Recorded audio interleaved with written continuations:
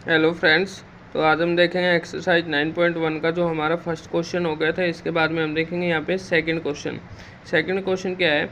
A tree breaks due to storm and broken part bends so that on the of the tree touches to the ground. क्या हुआ कि एक जो tree था, ठीक है, ड्यू स्टॉर्म के कारण, इनकी आंधी तूफान आने के कारण क्या होता है, वो हमारा क्या होता है, टूट जाता है। टूटने के बाद में क्या होता है, वो हमारा टच हो जाता है ग्राउंड के साथ में, और जो एंगल बनाता है वो एंगल कितना बना देता है यहाँ से 30 डिग्री का। तो the distance between the foot of the tree to the point where the top touches to the ground is 8 metre. Find the height of the tree. इनकी आपको जो ट्री की हाइट होती है वो फाइंड करनी है।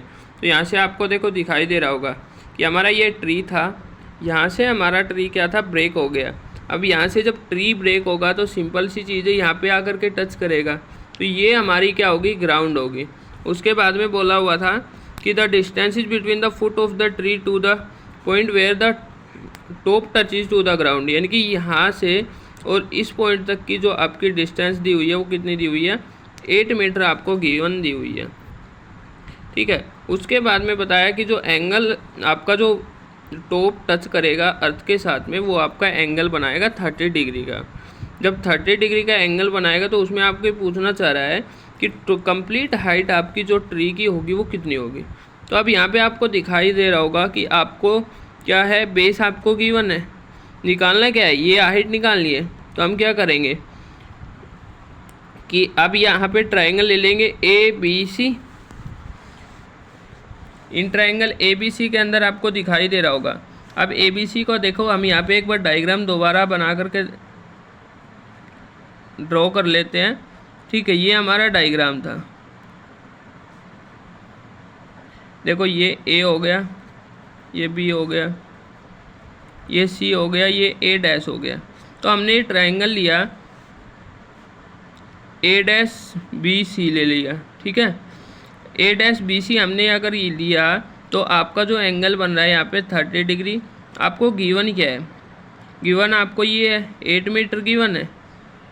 ए डैश सी आपको गिवन है, तो यहाँ पे क्या करेंगे, ट्रिग्नोमेट्रिक रेशियोज लगाएंगे। तो क्या होता है, बी सी आपको निकालना है, ए डैश सी आपको गिवन है, क्या हो गया, परपेंडिकुलर अपॉन बेस। इसके अकॉर्डिंग परपेंडिकुलर अपॉन बेस क्या होता है, tan 30 बी सी अपॉन ए सी डैश की वैल्यू कितनी गिवन है आपको, 8 मीटर। तो ये हो गया 8 मीटर इक्वल टू tan 30 की वैल्यू होती है 1/√3। यहाँ पे वैल्यू पुट कर दी 1/√3। अब क्या हो गया, बी सी की वैल्यू कितनी आ गई, 8/√3 आ गई। क्रॉस मल्टीप्लाई करने के बाद में 8/√3 आपकी क्या आ गई, बी सी की वैल्यू आ गई इसकी। अब देखो इसमें क्या हुआ, अब इसके बाद में, अब ये नहीं है कि यहाँ तक का क्वेश्चन सॉल्व हो गया, क्योंकि हमें निकालना है कि जो total height of the tree थी टॉप से, और जो ब्रोकन पार्ट था उसकी भी टोटल हाइट आपको निकालनी है। तो अब यहाँ पे देखो आपको दिखाई दे रहा होगा कि आपके पास में ए डैश सी गिवन है, लेकिन और अभी आपको ए डैश बी क्यों निकालना पड़ेगा, क्योंकि देखो ब्रोकन पार्ट था। अब जितना ब्रोकन पार्ट था वो ब्रोकन पार्ट कंप्लीट आपका क्या था, ग्राउंड से टच हो गया आकर के। तो यहाँ पे क्या ले लेंगे हम, अब इसी ट्रायंगल के अंदर हम देखेंगे कि आपको ये निकालना पड़ेगा, ठीक है। तो यहाँ से क्या हो गया, ए डैश सी आपको गिवन है, ए डैश सी बेस अपॉन क्या हो गया, डिवाइडेड बाई यानी कि हाइपोटेन्यूज ए डैश बी हो गया।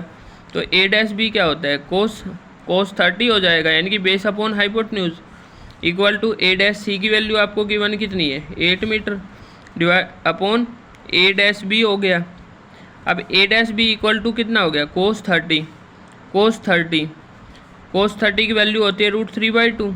तो ए डैश सी की वैल्यू 8 है, divided by A dash B equal to √3/2 हो गया। अब यहाँ से हो गया A dash B equal to 16/√3। ये आ गई आपकी ए डैश बी की वैल्यू। इसके बाद में निकालनी है आपको हाइट ऑफ द ट्री, यानी कि यहाँ से और यहाँ तक की आपकी जो वैल्यू थी कंप्लीट आपको हाइट निकालनी थी ट्री की, जो ब्रोकन पार्ट हो गया था उसकी भी। तो यहाँ से हम क्या करेंगे कि आपने जो ए डैश बी हमने निकाला और ये निकाला बी सी को, दोनों को ऐड कर देंगे तो ये यहाँ तक की तो आपको सिंपल पता है कि ये आ गई। इसके बाद में ब्रोकन पार्ट की निकालनी थी, तो ब्रोकन पार्ट यहाँ पे क्या हो गया था हमारा, हाइपोटेन्यूज। तो हाइपोट A dash B plus B C को हम यहाँ पे क्या कर देंगे, ऐड कर देंगे। 16/√3 हो गया प्लस 8/√3। जब इनको ऐड करेंगे √3 हमारा क्या हो गया, एलसीएम। इनकी सिंपल ऐड कर देंगे 24 हो गया, 24/√3 हो गया। ये हमारा आंसर आ जाएगा यहाँ से। ये हमारा कंप्लीट क्वेश्चन है देखो।